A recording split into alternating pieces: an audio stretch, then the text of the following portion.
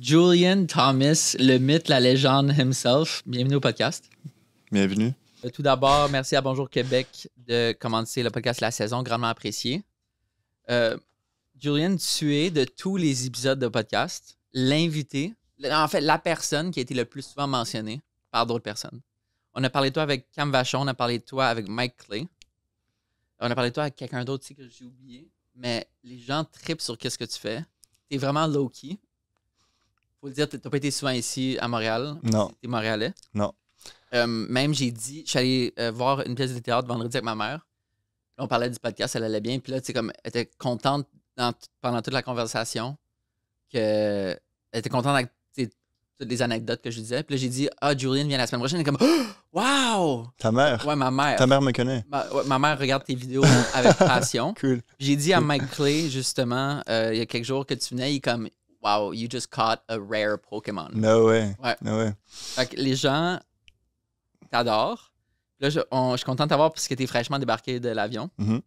Tu reviens à Montréal après des années d'aventure par-ci, par-là. Mm-hmm. On va en parler. Tu viens du West Island comme moi. Mm-hmm. Les deux, on a grandi dans les banlieues anglophones de Montréal. On s'est rencontrés, je pense, la première fois à FM2 Mag. Ben, pendant un des événements de FM2 Mag, mais très brièvement. Ou un café aussi. Ouais, je pense que le café, c'était après. Okay. FM2 Mag, c'était avant. C'était comme un collectif de photographes from Montreal, Oui, for oui. Montreal, par Lucho puis Charles Ouimet. Uh-huh. Puis, tu sais, je prenais des photos de... En fait, on faisait toute la photo de rue à ce moment-là, de bâtiments très sombres, très bleus, dans les... Mm-hmm. Ouais, très les eerie. rooftops et tout. Ouais, des rooftops et tout. Ouais. On s'est rencontrés là, puis après, la deuxième fois, je pense que j'avais entendu parler de toi, c'était... J'avais fait une campagne pour Fial Ravine en Arctique avec Altitude Sport, avec Catherine Prudhomme et Yannick Raymond de Fial Ravine. Puis là, on parlait de... Évidemment, on marchait pendant 115 km, fait qu'on avait du temps à parler. Puis là, on parlait des autres campagnes que tu avais faites avec Altitude Sport, puis à quel point ta vidéo et tes photos étaient tellement bonnes qu'après ça, je suis comme, pourquoi je sais qu'ils vont plus m'engager pour faire des choses de même parce que Julian, il fait juste l'éclater tellement, puis c'est bien correct parce que, tu sais, c'est amplement mérité. Et après, quand j'ai commencé à documenter la vie de Zach Zoya, je savais pas comment faire de la vidéo. Tu es la personne à qui j'ai reach out pour qu'on aille prendre un café. On était prendre un café au Darling pour que tu me dises les trucs de base sur comment record du son, quel frame rate que j'avais aucune idée. Fait que c'est grâce à toi que j'ai pu filmer Zach Zoya. Puis il faut comprendre que je pense que les gens qui travaillent pas en vidéo puis en photo, que souvent, encore plus, un peu du côté photo, mais beaucoup du côté vidéo, tu as souvent des grosses équipes derrière des tournages. T'sais, surtout en monde publicitaire, tu as des éclairagistes, direction artistique, des grips, etc., des machinaux, etc. Mais nous, qu'est-ce qu'on fait? Autant moi, côté photo plus documentaire, que toi, on est vraiment des one-man army.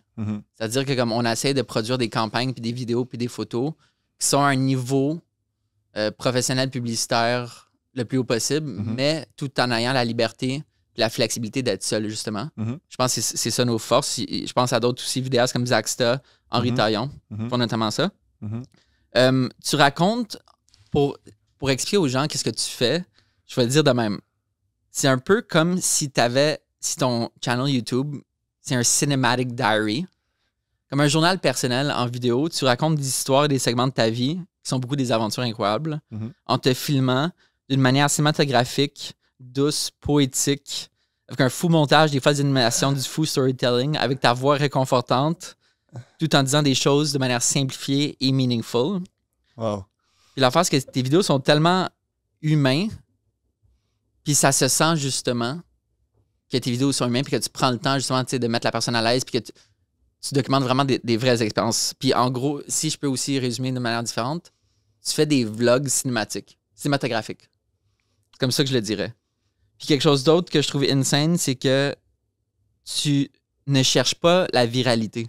C'est-à-dire que on dirait qu'on sent vraiment que tu fais des vidéos époustouflantes parce que tu tripes, parce que tu as vécu un moment spécial dans ta vie, puis tu as eu le besoin de t'exprimer. Un exemple concret, c'est que ta vidéo sur ton histoire d'amour avec une Brésilienne s'appelle pas comme « This is my love story with a Brazilian ». Le titre de la vidéo, c'est juste « Danny ». Ça, je l'ai réalisé justement en faisant ma recherche pour maintenant. Quelque chose qui est fou, c'est que je me vois tellement... si je parle beaucoup parce qu'il y a juste beaucoup de choses à dire, puis après, je vais te laisser parler. Ouais. Mais je me vois beaucoup en toi parce qu'on dirait les deux, on a fait des gros projets personnels. On est allé off the beaten path. On n'a pas fait les aventures typiques Puis on dirait que c'est ces aventures qui nous ont donné notre notoriété puis notre bagage de connaissances techniques, humains, de vie. Fait que, tu sais, autant moi, j'ai fait la conquête que j'ai traversé le Moyen-Orient, puis j'ai fait des gros voyages en Inde, puis en Asie du Sud, puis etc. Toi aussi, tu as vécu tu fais juste des projets personnels que tu documentes. Puis on dirait que je peux même pas imaginer comme 10 campagnes commerciales que tu as faites parce qu'on dirait que tous tes projets sont pour toi. Puis là, tu les partages sur YouTube. Une autre force que tu as, c'est que tes photos, non seulement tes vidéos sont incroyables, mais tes photos aussi sont tellement bonnes que comme ça fait de la compétition directement des photographes, puis c'est great parce que je pense que la compétition, c'est sain. Puis je pense un des beaux compliments que les gens disent sur ton travail, c'est que moi, ma mère, Mike Clay, etc., on écoute les vidéos comme si c'était du cinéma. C'est-à-dire que quand on voit une vidéo que tu as sortie, on est comme, OK, on va pas l'écouter maintenant sur un appareil mobile. On va prendre le temps ce soir, on va fermer les lumières. Puis justement, c'est ça qu'on dit dans l'épisode de la saison 1 avec Mike Clay, c'est que comme c'est rare des artistes aujourd'hui que quand ils sortent quelque chose, t'es tellement excité que tu vas fermer les lumières puis dédier toute l'attention parce que tes vidéos sont tellement belles. Honnêtement, j'ai eu une boule à la gorge en me ratapant tes vidéos pour ce podcast-ci, parce que ça me donne tellement d'émotions parce que c'est juste tellement beau. J'ai un feeling que ta vision par rapport à ton propre travail a beaucoup évolué au fil des années. On dirait que chaque aventure est un peu comme un essai-erreur. Tu dirais, pour commencer, où est rendue ta vision aujourd'hui, après toutes ces années d'évolution? Ma vision sur mon travail? Ouais. Parce qu'on dirait que tu as eu beaucoup de remises en question, tu sais. Ouais. Ouais. Je me suis longtemps posé la question de comment je décrirais mon travail. Je pense que tu as fait une bonne description. Qu'est-ce que tu rajouterais, mettons, tu penses que j'ai manqué? J'ai toujours beaucoup aimé le documentaire. Je pense que dans le futur, j'aimerais aller encore plus dans le documentaire. Mais j'aime m'inclure dans mes films aussi. Parce que dans tous les documentaires, tu sais quelqu'un l'a filmé anyways. Ouais. Fait que je me dis pourquoi le cacher. Ouais. Je vais m'inclure dans mon film, puis je vais me donner ma perspective aussi. Fait qu'on dirait, ouais, ma vision, je sais pas. Fait que tu dirais que c'est peut-être une balance entre documenter et montrer ton sujet, aussi t'intégrer dans la trame narrative. Je pense, ouais. Pas trop, mais pas faire semblant que je suis pas là non plus, tu sais. Ouais. Tu penses que c'est ça ta sauce? Mettons la sauce Julian Thomas. Peut-être. Est-ce que tu penses que... Parce que l'affaire, c'est que tu fais des folles vidéos en te filmant. Fait que moi, j'ai aucune idée comment tu fais. T'sais, comme je comprends que tu mets un trépied et que tu passes devant la caméra. Ouais. Mais c'est vraiment comme une habitude spéciale de faire des vlogs de haute qualité comme ça. Ouais, Ouais. Ouais, je comprends. Je pense que je suis quand même quelqu'un qui est un peu obsessif sur c'est quoi une belle image. Ouais, clairement. Ouais. Ça paraît, dans le sens où... Ouais, c'est les ça. images sont je magnifiques. peux être un peu genre... je peux passer vraiment longtemps à genre ça de mon trépied exactement de la bonne façon. Ouais. Ou genre refaire la chaîne quelques fois pour avoir l'image parfaite. Fait que je pense que c'est un mélange de ça et de juste... Je pense qu'il y a juste une envie en moi de ne pas oublier ma vie, de documenter ma vie. Fait que c'est un mélange de ça et de ça, c'est comme pouvoir faire des belles images et me rappeler de certains moments. Et en plus, j'ai l'impression que t'es quelqu'un avec comme vraiment pas un gros ego. T'as une grande écoute. C'est un peu paradoxal, justement, que ta sauce, et que tu décris que t'aimes te mettre de l'avant dans tes vidéos parce que j'ai l'impression que c'est pas pour te montrer, mais c'est pour relativiser l'histoire. Peut-être, ouais. Est-ce que ça t'a pris longtemps avant de trouver que ça, c'était ta sauce? Comme, est-ce que tu sens qu'aujourd'hui, tu as trouvé ta sauce? Que c'est ça, ton style? De plus en plus, ouais. Comme j'avais fait une vidéo sur une amitié avec un gars dans la rue au Brésil. Ouais, parlons-en tout José. de suite. OK. Ça, vas-y. Ça, je te dirais, c'est comme... J'aimerais plus aller vers ça dans le futur. Parce que je me suis inclus, mais l'histoire était quand même sur lui. C'était quand même lui le sujet principal. Ouais. J'aimerais plus faire des films comme ça. Enfin, on va en parler tantôt de ça parce que je veux l'intégrer avec Hawaii et tout ça. Okay. Mais cette vidéo, quand j'ai écouté cette scène, puis j'avais une boule dans la gorge parce que je suis comme... C'est incroyable. Mais attends, on va en parler. Parce en fait, il y a tellement de choses à parler. C'était quand ton déclic que tu savais que tu voulais gagner ta vie avec des images? Je pense que j'avais genre 11 ans. Ah ouais? Je pense, ouais. Non, peut-être... Non, c'est pas vrai. Quand j'étais au primaire, je voulais être pilote d'avion. Je pense qu'au secondaire, j'ai eu ma première caméra genre DSLR à 15 ans. Puis je commençais à faire plus de photos et de vidéos. Et je pense qu'à partir de ce moment-là, je me suis dit, je vais faire ça de ma vie, for sure. Genre, ouais. Fait que 11 ans. Oh, ouais. C'est fou, c'est quand même vraiment tôt. Ça fait longtemps, ouais. Ouais. Ça fait longtemps. C'est quoi le projet que tu dirais que tu as fait? On va aller au travers des projets éventuellement, là, mais le projet que tu as fait qui est le plus gros changement avant-après, qui est vraiment comme une rupture. Ah, c'est une bonne question. Qui a eu un déclic un peu sur... Pas un déclic, mais juste que comme il y a eu un avant ce projet-là. Je pense que ma série que j'ai fait quand j'ai traversé l'Afrique, Ouais, OK. je pense que ça a été... Parce que c'est la première fois où j'ai fait vraiment quelque chose pour moi, comme une vraie série sur YouTube. Et c'était en lien avec un peu ce côté documentaire. Et ce voyage-là a changé ma vie aussi. Mm-hmm. Puis avant ça, je savais pas. Je savais que j'aimais beaucoup le documentaire, mais je savais pas exactement quel type de film que je voulais faire. J'avais jamais fait un gros projet. Tu sais, je faisais juste des vidéos de genre 1 ou 2 minutes. C'est la première fois où j'avais du storytelling, je pense. Cette série-là. C'est la première fois où j'ai fait un voice-over aussi, genre. Ah ouais? Ouais.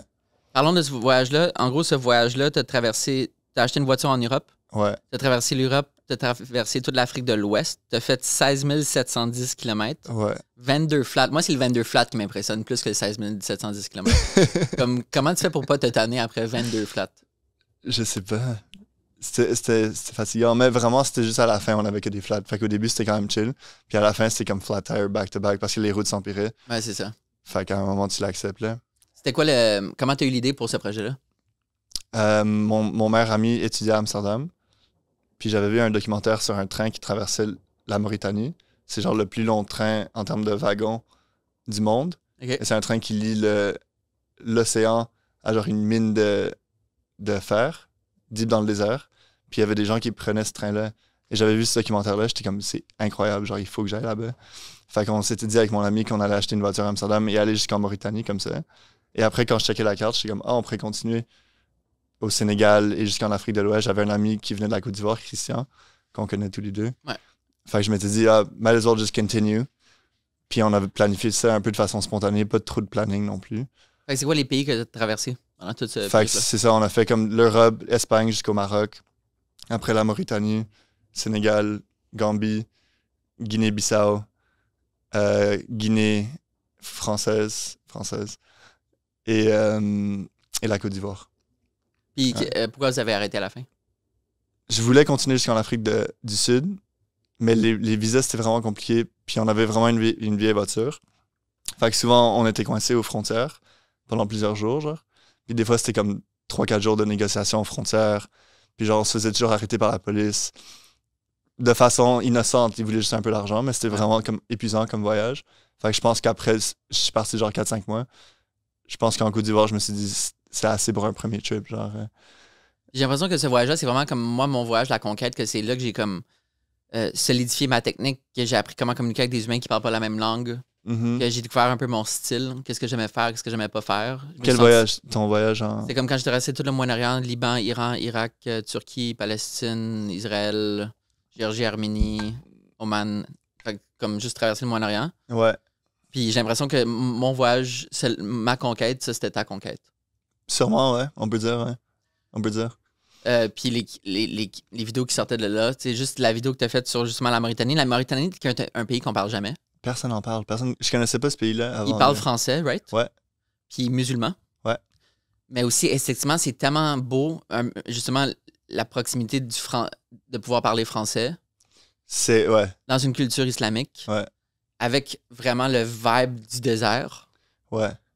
Puis ce train, j'allais justement en parler, là, le train qui relie le fer, c'est que tu es embarqué sur ce train, dans les wagons avec le fer, avec d'autres personnes locaux qui embarquent dans ce... Parce que j'imagine que ça fait office comme transport en commun. C'est ça, transport en commun non officiel parce qu'il n'y a pas de wagon pour les passagers. Raconte ce moment-là, parce que visuellement, c'était fou. C'est juste fou, que comme tout soit beige, jaune, et toi, tu es dans le wagon qui est comme gris.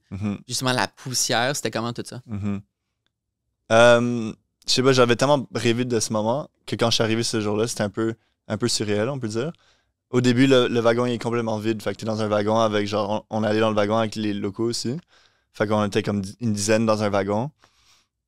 Puis genre, pendant des kilomètres, des heures et des heures, tu vois rien, juste du sable. Il faut dire que c'est des wagons vides, là. C'est pas des wagons comme passagers avec non, des sièges. Non, c'est ça, c'est vraiment des wagons genre... Vides. C'est comme des container ships ouverts sur le top. C'est littéralement des containers, genre... Ouais. Puis ils faisaient des feux dans les wagons Ça, c'est fou. pour faire du thé. Et genre, quand le soleil s'est couché, il commençait à faire froid. Je pensais pas que j'allais avoir froid, mais il faisait tellement froid. À cause du désert, ouais. Puis les gars étaient tellement gentils. Genre, ils nous cuisinaient de la bouffe sur le petit feu, genre. Hein. Puis on mangeait ensemble. Puis ce soir-là, je pense que j'ai pas dormi parce qu'il faisait tellement froid, genre. Ouais. J'étais comme en train de cuddle avec mon ami. Avec parce le que... vent aussi. Mais il y avait pas tant de vent parce qu'on était dans le wagon, Ok. fait qu'on était chill, genre. Mais c'était 24 heures straight dans un wagon, genre. Tu fais toute la nuit comme ça, Wow. t'entends genre des squeaks toute la nuit. Wow. C'est quand même insane. Si quand tu vas à même. la toilette, qu'est-ce que tu fais? Ah, je me rappelle pas, c'est une bonne question. je pense que on allait comme entre les deux wagons, Ah ouais. puis on pissait genre, je Wow. pense, ouais. C'est fou, Sans ça. rentrer dans les détails. Là, mais... Toutes les personnes parlaient français dans les wagons? Non, pas tout le monde. Ok. Pas tout le monde. C'est plus les gens dans la ville qui parlaient français. Et les gens qui étaient dans le wagon, ils parlaient pas trop français. Mais on arrivait quand même à communiquer à travers le eye contact, puis des façons de base, on peut dire. Ouais. Incroyable. Ouais. Puis après, comme c'était 24 heures pour aller à la mine, Ouais.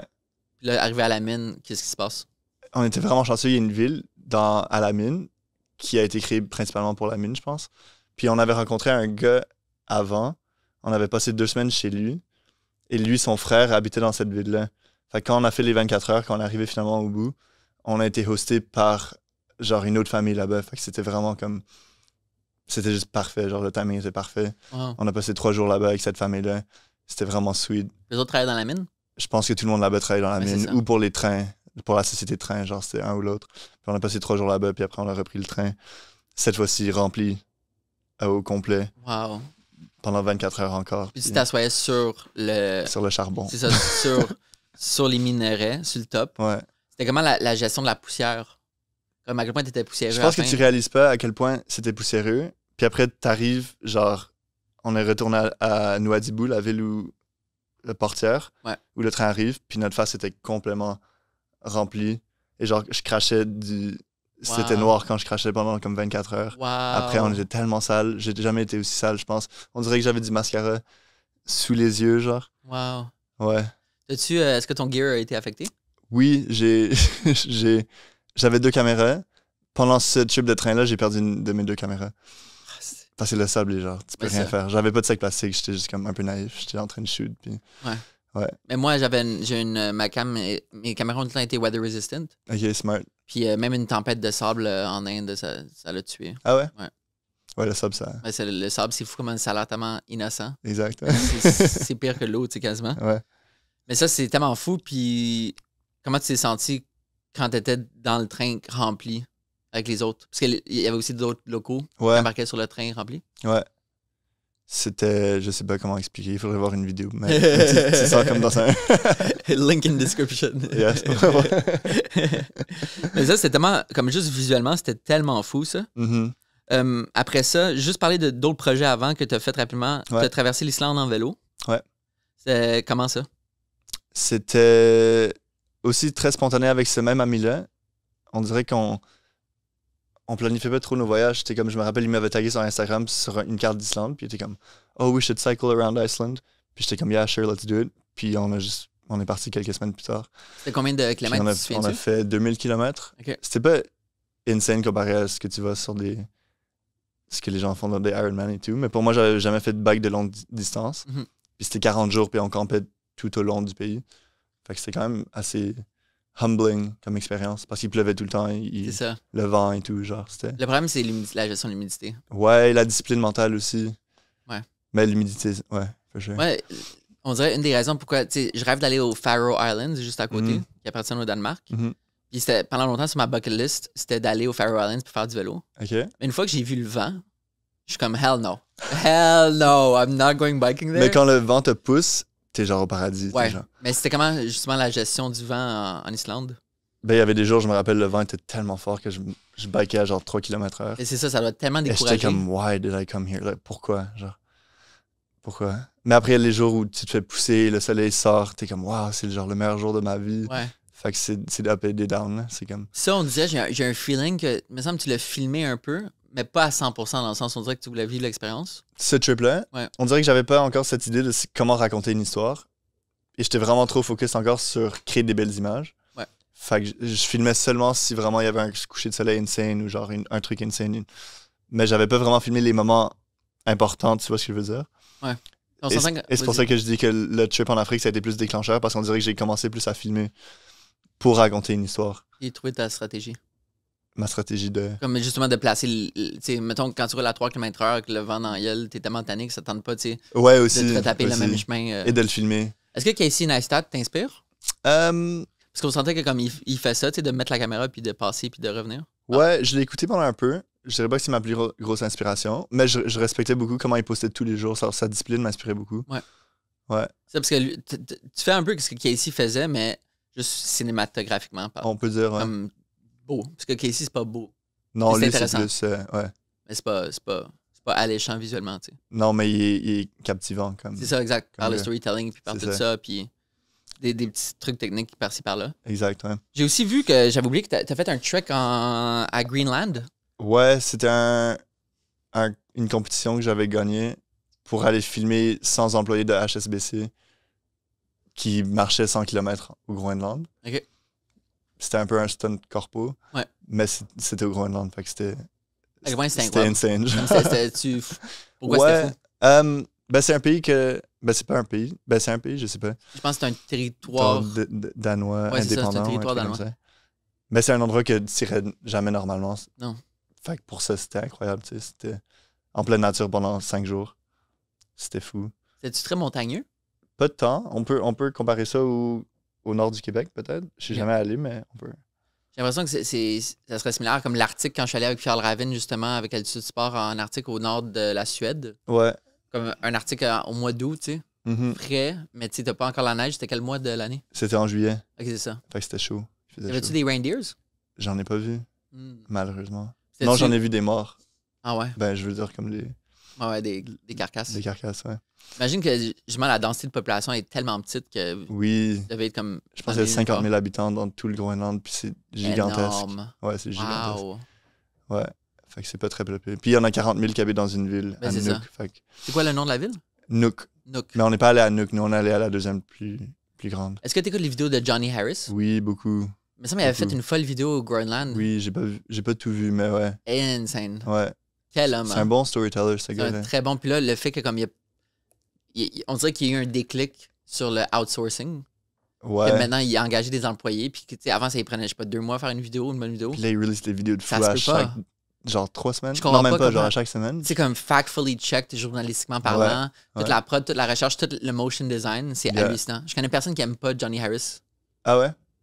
Ben c'est... Ouais, Ouais, ouais. c'est admirable son travail. C'est for sure. admirable. For sure. Le fait qu'il est américain, mais que comme il critique quand même beaucoup son pays, Mhm. puis justement, les visuels puis le storytelling, c'est vrai que c'est très similaire à ce que vous faites. Je dirais, toi, c'est un peu plus basé sur sur la force des images. Ouais, Puis lui, c'est plus sur la poétique, recherche journalistique, comme t'as dit, justement. je pense que lui, c'est un peu plus... Mais il travaillait pour Vox avant, fait qu'il Ouais, c'est il est ça. plus... On dirait que Vox, c'est un peu comme le Urbania du Québec. Tu sais, Urbania, on dirait que tellement de journalistes puis de photographes passent par là pour comme commencer, tu sais, Ouais. en sortant de l'université. Ouais. Ils ont une grosse connexion justement avec les universités au Québec. Puis j'ai l'impression que Vox, il y a beaucoup tu sais, de self-made, qui deviennent self-made des YouTubers dans ce style un peu journalistique. Ouais, il y en a qui une racontent autre l'histoire. aussi, Chloé, Chloé c'est ça. Abrams, genre. Ouais. Fait que, on dirait que Vox, ça forme tellement de bons journalistes. Ouais, ils choisissent Photographe. bien leur staff. Ouais. For sure. J'aimerais tellement travailler là. Ouais, moi aussi, j'aimerais bien, je pense. Après ça, tu as été au Mexique avec Geoffroy. Oui. Ça, c'était pendant les 3 dernières années où j'étais pas à Montréal. là. C'est ça. Ouais. C'était comment t'as rencontré Geoffroy la première fois, puis comment ça s'est passé, ça? J'ai écouté sa musique. Puis, comme j'avais découvert quelques mois avant, puis après, je me rappelle un jour, il m'avait écrit un DM. Puis il était comme, yo, j'ai un show dans quelques jours. Est-ce que tu voudrais venir filmer? Puis j'étais comme, yeah, for sure, genre, c'est trop sick. Puis c'était son lancement de 1952. Oaz Gang? Je pense que t'étais là, sûrement. Non, j'étais supposé y aller, mais j'étais pas là. Ok. Fait que c'était la première fois que j'ai rencontré pour ce shoot-là. On a shooté un jour, je pense, seulement un jour. J'ai fait un petit recap vidéo, genre, qu'il a dû aimer. Il a dû aimer. Puis là, c'est ça, on a keep in touch un peu. Puis là, quand j'étais parti en voyage, il m'a écrit, j'ai un plan pour aller au Mexique pour mon nouvel album, puis faire un live session de chaque chanson dans des endroits différents du Mexique. Fait qu'il était comme, tu veux-tu join? Puis on va voyager ensemble 2 semaines, puis shoot. Puis j'étais comme, yeah, Parce qu'il faut dire que Geoffroy, son approche pour la réalisation, pour la production de ses C'est vidéos, toujours des comme, voyages. Genre. je vais aller voyager puis je vais faire quelque chose. Ouais, exact. Je suis sûr qu'il y a un peu plus d'organisation que ce que je viens de dire, là, mais tu sais, il l'a fait en Inde après. Mais c'est un grand voyageur aussi. C'est un grand voyageur. Ouais. Fait Ça, qu'on se rejoint tous avec ça, je pense. Puis ça, c'était comment de justement vivre un voyage avec un musicien, puis de faire des clips de musique versus tu sais, plus la photo, la vidéo comme tu faisais normalement? C'était comment? Mais j'avais fait des musiques vidéo avant aussi. J'aime beaucoup la musique. Je suis quelqu'un. Comme. Ouais, ça rejoint bien. C'est quelque chose que j'aimerais faire dans le futur aussi. Genre, j'aime beaucoup le documentaire, mais j'aime beaucoup la musique vidéo aussi. Surtout si j'aime la musique d'un artiste, j'aime la musique de Geoffroy. Ouais. Fait que c'est un fit parfait. Le voyage et la bonne musique, genre. C'est ça ta question, genre? Ouais. Ça avait juste des good vibes. En plus, Geoffroy, c'était c'est ça, c'est un gars tellement chill. Fait. Mais c'est ça, au début, j'ai oublié qui d'autre t'avais mentionné, mais c'était Geoffroy qui t'avait mentionné pendant le podcast avec lui. Quelque chose que j'avais tellement ri, c'est les photos de vous dans un studio. Ouais, ça c'était fucking cool. Explique c'était quoi ça? J'ai tellement ri. On avait un Airbnb, genre, puis de l'autre côté de la rue, il y avait une dame qui faisait des photos, comme un petit... un petit studio un photo. Petit studio photo, genre, low-key. Puis il y avait des montages vraiment cool, avec du Photoshop, avec genre... Je pense que celle-là, c'était comme Jésus en background, dans une forêt ou un truc comme ça. Fait qu'on était comme, il faut qu'on aille faire un photoshoot là-bas avant de partir. Puis on était devenus amis avec la fille, fait qu'on a fait ça le dernier jour. Les photos sont tellement drôles parce que c'est juste vous, avec comme du symbolisme religieux, la Vierge Sainte-Marie tout alentour de vous. Ouais. Tu vois, c'est comme dans un petit sous boboche du Mexique. Exact. Mais c'était tellement croustillant, tu sais, le fait que vous avez pris part à l'exercice. Ouais. Et après, les vidéoclips sont sortis, puis je me souviens, comme il y a des vidéoclips, il y en a un qui était sur le bord de l'eau, vraiment, vraiment tôt le matin. Mm-hmm.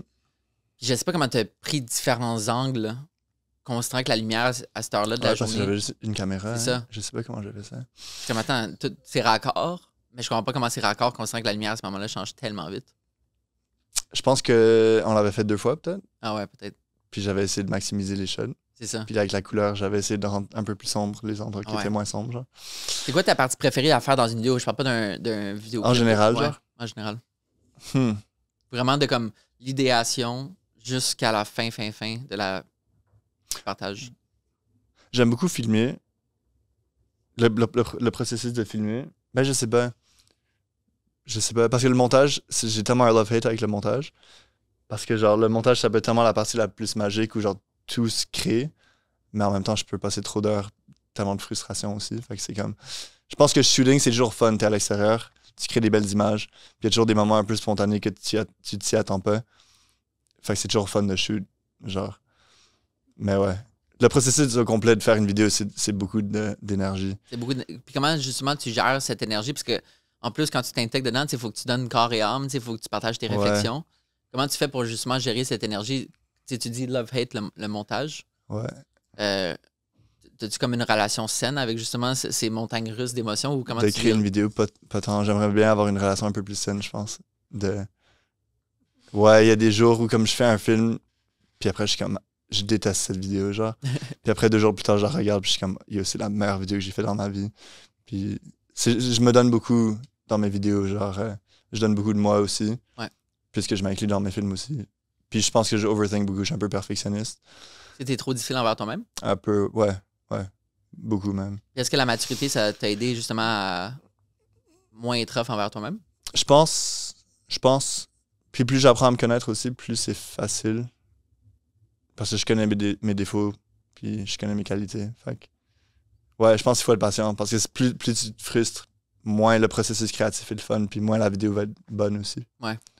Puis justement, le processus de faire une vidéo, c'est tellement plus long que le processus de faire une photo. C'est... Fait que c'est comme, t'as le temps de vivre justement des montagnes russes d'émotions, de comme, j'adore ça, je déteste ça. Mm-hmm. Fait que tu sais, de garder, c'est un peu comme faire un livre en photo, tu sais, de garder le cap, de garder le momentum, puis de te motiver toi-même à faire, OK, non, finalement, tout va être chill. Mm-hmm. C'est moi qui est juste un peu trop difficile. Ouais. C'est quoi des choses que tu veux vraiment améliorer dans tes vidéos? Mettons aujourd'hui, en 2024. J'ai envie de devenir un meilleur, genre, intervieweur. J'ai envie de devenir plus à l'aise devant la caméra aussi. Parce que le côté technique, je suis très confiant. Genre. Ouais. Je sais que visuellement, genre, I have it sorted. Genre. Mm-hmm. Mais j'aimerais plus aller vers le documentaire. Fait que plus comme travailler le contact humain. Approfondir les relations que j'ai avec mes sujets ou les gens que j'inclus dans mes films. Genre. C'est fou que tu dis ça parce que depuis des années, puis je sais pas si j'ai raison, mais depuis des années, je dis que pour moi, la créativité en photo, c'est pas l'acte de faire une photo. Comme oui, un peu, clairement. Ouais, mais pas Mais tant. c'est des règles techniques, la règle du tiers, c'est quasiment des mathématiques, tu sais. Additionner ça avec ça pour donner tel effet. Et pour moi, la créativité, ça joue surtout dans avoir accès à l'endroit, avoir accès à la personne, rendre la personne à l'aise. Comme la créativité, tu sais, on sait qu'on a un certain talent, que si on se retrouve dans une situation, on va l'éclater, tu sais, soit en photo ou en vidéo. Mais justement, le bout difficile, c'est d'avoir accès à ces endroits qu'on veut faire à ces sujets-là qu'on veut faire des projets dessus puis mettre de l'avant. Fait que, est-ce que tu serais d'accord avec ça? Ouais, c'est tout dans les relations, 100%. 100%. Ouais. Est-ce que tu as essayé de te forcer à, mettons, écouter des cours en ligne sur comment rendre, mettons, journalistiquement parlant, poser des meilleures questions ou autres? Non. Non, on dirait que je me force maintenant de comme parler à des strangers dans le métro ou genre plus comme ça, genre. Je trouve en Amérique du Nord, c'est tough aussi parce que plus t'es pressé, moins tu veux parler. C'est fou ça, quand, mettons, en voyage, quand plus t'as de temps, plus t'es ouvert aux autres, plus t'es porté à les autres, moins t'es moins rushé, fait que moins les choses te dérangent. Mais on dirait qu'aujourd'hui, du moins en Amérique du Nord, tout est tellement rushé parce que 9 à 5, puis là, tau. C'est vrai, On vit le rythme du café versus vivre au rythme du thé dans d'autres cultures. C'est une belle expression. Mais c'est vrai que moi, je me suis rendu compte de ça au Moyen-Orient, c'est qu'ils vivent vraiment au rythme du thé. Puis ça a tellement d'implications dans le sens où, tu sais, un thé de 1 à la base, tu peux en prendre beaucoup plus dans une journée que du café. Fait qu'on dirait que ça fait un rythme à ta journée de comme, OK, on va aller prendre le thé à chaque 2 heures. Tu sais, ça. C'est ça, c'est comme un rythme de croisière de ton quotidien. Mais aussi le fait que ça te propulse pas comme de la caféine. Ouais. T'es pas comme go. Ouais, non, je comprends. C'est un mix avec le café réel et aussi la culture western, I guess. C'est ça. C'est de productivité, de capitalisme, de faire de l'argent. Ouais. Fait que c'est comme. Fait que est-ce que tu parles aux gens dans le métro ici? Ben, dans là, le métro ici, je viens d'arriver, ça fait ouais. 3 jours. Là, Ouais, c'est ça. mais c'est vrai que c'est un peu. Personne ne se parle dans le métro, fait que je suis un peu comme, je sais pas. Ouais. C'est un peu weird d'approcher quelqu'un, tu sais. Mais genre dans les restos, ouais, ou des trucs comme ça. Mais c'est fou d'unlock ce genre de super pouvoir de pouvoir parler à tout le monde. J'aimerais ça être plus à l'aise, ouais, for sure. C'est quoi ton frein, tu penses, maintenant? C'est quoi qui te freine? Je sais pas, fear, rejection, genre anxiété. Mais tout le monde a ça un peu. Ouais, tout le monde a genre, ça. Ouais. Mais je te le dis par expérience, ça fait comme 12 ans que je roule ma bosse maintenant, puis on dirait que c'est difficile pour tout le monde d'aller vers l'étranger, inconnu. Mais une fois il y a comme moi, j'ai eu un déclic que comme je peux parler avec n'importe qui maintenant. Ouais, for sure. N'importe qui. Tout le monde a des histoires intéressantes. Tout le monde a des histoires intéressantes. For sure. Je veux justement parler de. Enfin, on va sauter dedans là, parce que tellement de choses que tu dis, ça me ramène aux vidéos de Rosé. Oui. Fait que parlons d'Hawaï. Tu as été à Hawaï faire un film sur Charles Ouimet, qui est un photographe, vidéaste, cycliste professionnel maintenant. Qui a commencé à FM2 Mag aussi. Qui a commencé à FM2 Mag aussi. Puis là, lui, il allait monter une montagne à Hawaï, que tu as documenté. Tu es resté à Hawaï, parce que tu n'avais juste pas de plan après. Ouais. Tu es tombé en amour avec une Brésilienne. Ouais. Fait que raconte un peu cette histoire-là. Qui va mener à Rosé. Ouais, j'avais quitté Montréal, puis j'avais pas de plan pour revenir. Fait que c'est ça, quand il m'a dit pour le shoot d'Hawaï, j'étais comme, achète-moi juste un one-way ticket. Puis après, je vais rester. Je suis allé à une auberge de jeunesse après le shoot, ça a juste duré 2-3 jours le shoot. À mon auberge de jeunesse, il y avait une Brésilienne qui travaillait là-bas. Puis puisqu'on vivait ensemble, on était ensemble tous les jours, c'était vraiment comme, ouais, we fell for each other. Genre, c'était vraiment passionné, on peut dire. Fait que j'ai resté 2 mois à Hawaï avec cette fille-là, Dani, et j'ai documenté. Et pour comprendre, justement, j'invite les gens à aller regarder la vidéo qui s'appelle Dani, D-A-N-I, sur ton channel YouTube. Ouais. Ça l'explique justement tellement bien tes sentiments, puis l'évolution justement de tes sentiments. Ouais. Quelque chose que je trouve que tu l'illustres tellement bien dans les vidéos de manière tellement simple, c'est que, tu sais, quand on fréquente, commence à voir quelqu'un, mettons ici à Montréal, on va aller prendre un café, on va aller prendre un verre, puis on va vivre des moments de 3 heures ensemble. Mais quand tu découvres quelqu'un en voyage avec qui tu développes une relation, tu sais, t'es 24 heures par jour avec la personne quasiment. Fait que ça va beaucoup plus vite. Mais moi, pendant la pandémie, j'ai développé une relation, puis c'était pendant qu'on était confinés. Fait que tu sais, de passer 24 heures du temps avec quelqu'un, c'est comme si tu faisais genre 100 dates, tu sais. Ouais, c'est fou. En une semaine, C'est comme quand tu voyages avec quelqu'un, tu te rapproches de la personne, genre, exact. fois 1000, tu sais. Fait que votre relation a évolué assez pour...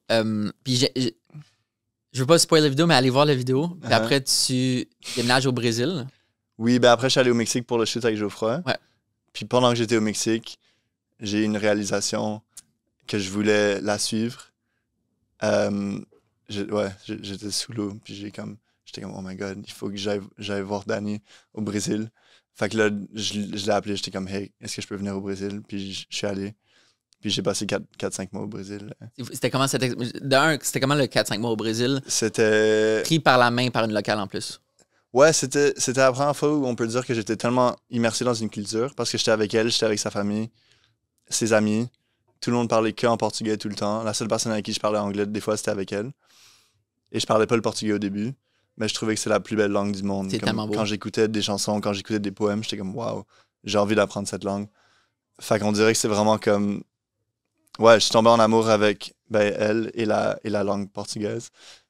Et ce processus, après quelques mois, de pouvoir commencer à comprendre la langue et de pouvoir parler la langue, c'est quelque chose qui est complètement, genre, insane. Ouais, ça t'ouvre une porte. Tu découvres une nouvelle partie de toi parce que, genre, toi en anglais versus toi en français, t'es deux personnes différentes. Ouais. Puis là, c'est comme, moi en portugais, je suis une personne encore différente, tu sais. Fait que, ouais, c'était vraiment une immersion complète, on peut dire. Et je pense que j'ai réalisé que je voulais plus voyager comme ça dans le futur aussi. Plus prendre mon temps. Ouais. Pas essayer de faire plein de places en même temps. Puis vraiment, genre, essayer de... Quand j'ai fait justement la conquête de traverser le Moyen-Orient, je m'étais dit 1 semaine par ville minimum. Ouais. C'est là que, comme, après une couple de jours, tu commences à avoir ta routine. C'est justement fun d'avoir ta routine dans une place ailleurs. Puis que ta routine que tu associes un peu comme à la maison, tu sais.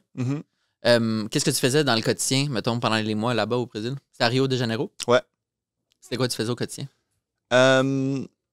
Ouais, quelqu'un m'a posé cette question, je me rappelle pas exactement. Genre, je visitais beaucoup la ville, je passais beaucoup de temps avec elle. Je filmais quand même beaucoup. Je suis devenu ami avec des acteurs qui jouaient dans une série assez connue là-bas au Brésil.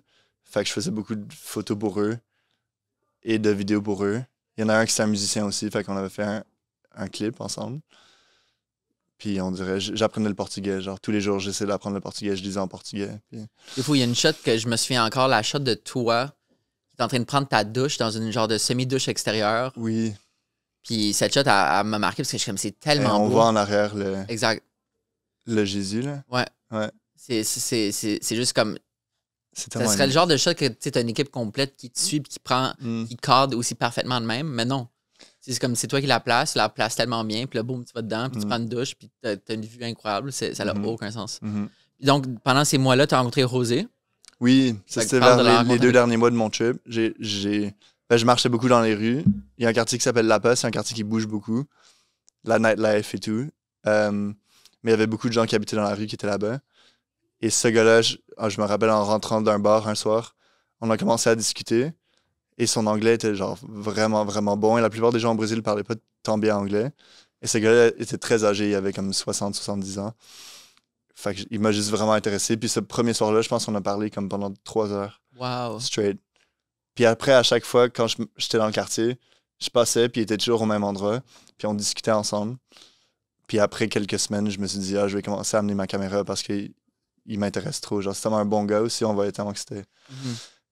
un gars vraiment genuine, you know, qui devait pas être dans la rue comme ça. Personne ne devrait être dans la rue, mais... Est-ce que tu te souviens de son histoire? Ouais, pas exactement en détail parce que il était un peu... C'était dur des fois d'avoir les bonnes réponses claires avec lui. Ouais. Mais je pense qu'il était allé à l'hôpital à un moment. Qu'est-ce que je sais passé? Puis il avait dépensé tout son argent pour les frais d'hôpitaux. Oh, wow. Fait que là, quand il est sorti de l'hôpital, il avait plus assez d'argent pour se reprendre un logement. Fait qu'il est juste resté dans la rue. Puis ça faisait genre 1 an ou 2 ans qu'il était comme ça dans la rue. Fait que... Puis il disait que son anglais, il a appris qu'il a été motivé d'apprendre l'anglais à cause de Sound of Music. Ouais, c'est fou. C'est tellement cute. Je trouve que tu l'expliques tellement bien dans la vidéo de comme, justement, une raison pour laquelle tu as connecté avec lui tellement facilement, c'est justement par son niveau d'anglais qui était tellement bon. Ouais. Puis c'est fou pour elle. Tu sens vraiment que c'est une relation d'amicale. Tu vois les conversations évoluer du lieu physique d'être dans ce quartier-là à comme tu l'intègres dans ta vie, qui vient à la maison, il mange avec vous. Moi, il y a une shot qui m'a marqué, puis on s'entend que c'est pas la shot la plus cinématographique avec un coucher de soleil, mais une shot de toi, ta blonde de l'époque, Dani, puis Rosé, dans le lit, oui, en train de regarder vous trois, en train de regarder un film. Ouais. Ça, c'est tellement puissant quand tu commences la vidéo de comme hey, I met this homeless person on the streets, we connected. Mhm. Le boom, une des shots vers la fin de la vidéo, c'est il est dans ton lit avec toi, Mhm. avec Danny, Mhm. dans la maison, en train d'écouter un film. Puis je suis comme, wow, ça a tellement une humanité, puis c'est tellement puissant. Selon toi, pourquoi, est-ce que tu as déjà réfléchi à. Tu dis que tu veux plus rentrer en contact avec l'humain, mais clairement, pour avoir réussi juste cette vidéo-là, puis je suis sûr que ton but, c'était pas de réussir une vidéo, c'était juste la force de la J'avais connexion pas humaine. trop de but avec cette vidéo. Mhm. Je savais juste que lui, il m'intéressait et j'ai commencé à filmer comme ça. Puis tu penses que c'était quoi la clé d'avoir développé une relation de qualité comme ça? Je suis juste quelqu'un de très curieux, je pense. Puis à l'écoute. Fait que je pense qu'il faut juste écouter les. Ouais, je pense qu'il faut juste écouter les gens. Mhm. Je pense qu'on n'écoute pas assez. C'est vrai qu'on n'écoute pas assez. Ouais, je pense. C'est tout. Je pense juste être patient, écouter, vraiment s'intéresser aux autres. Ouais. C'est tout ce qu'il faut, je pense. Qu'est-ce que tu trouves qui te manque dans ton arsenal quand tu dis que justement c'est ça qui te manque, le contact? C'est-tu juste de get over la peur de rencontrer l'inconnu? Comme le first move? Ouais, j'aimerais juste être encore plus à l'aise que genre je pourrais approcher presque n'importe qui et vraiment créer ces relations-là. Je pense que je peux le faire aujourd'hui. Je l'ai déjà fait dans le passé avec cette vidéo, par exemple. Ouais.